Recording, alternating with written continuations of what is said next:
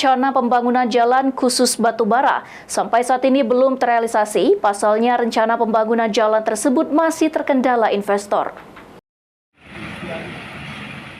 Angkutan batubara masih menjadi masalah rumit di kawasan Kabupaten Muara Enim.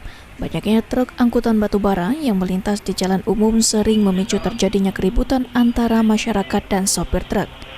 Akibatnya masyarakat Muara Enim sering memprotes izin lewat angkutan batubara dan meminta DPRD Kabupaten Muara Enim untuk mengevaluasi izin tersebut. Seharusnya jalan khusus batubara segera dibuat agar tidak terjadi kembali gesekan antara masyarakat dan pihak transportir.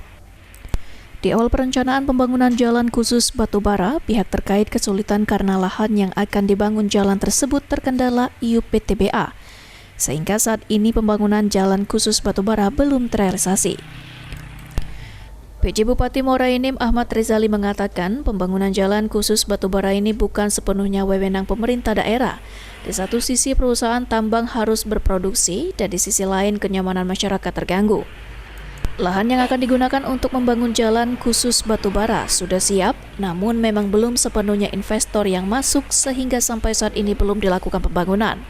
Untuk lahan yang berada di lokasi IUPTBA sudah diselesaikan. Kita dilema juga ya, jalan itu bukan kewenangan kita. Kemudian angkutan batubara ini sudah kita batasi ya, dari jam berapa ya? Jam 8 ya, akan mulai ya, sampai jam 4 ya. Mungkin jalan khusus belum sepenuhnya bisa kita adakan ya, karena investornya belum banyak yang masuk untuk membangun jalan khusus ini ya.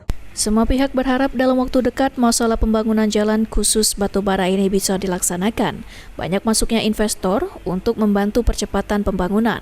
Dengan cepatnya pembangunan jalan khusus batubara, tidak akan ada lagi permasalahan di jalan umum terkait kecelakaan atau sopir truk batubara yang ugal-ugalan, hingga merugikan masyarakat Kabupaten Muara Enim. Mardiansyah, PAL TV.